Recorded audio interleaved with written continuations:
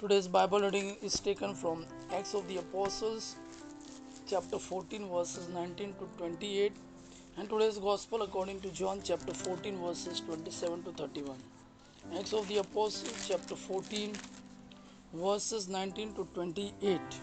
Some Jews came from Antioch in Pisidia and from Iconium. They won the crowd over to their side, stoned Paul, and dragged him out of the town, thinking that he was dead.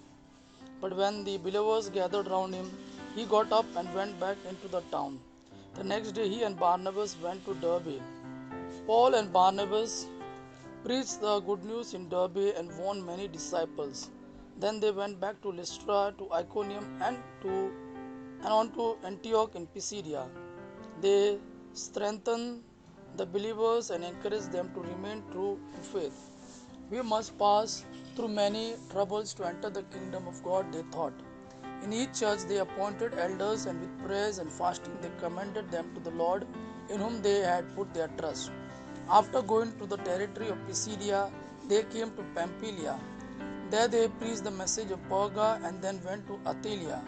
And from there they sailed back to Antioch, the place where they had been commended to the care of God's grace for the work they had now completed. When they arrived in Antioch, they gathered the people of the church together and told them about all that God had done with them and how He had opened the way for the Gentiles to believe. And they stayed a long time there with the believers. Today's Gospel according to John chapter 14, verses 27 to 31.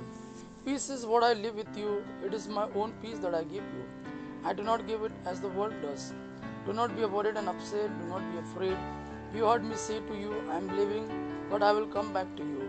If you love me, you will be glad that I am going to the Father, for He is greater than I.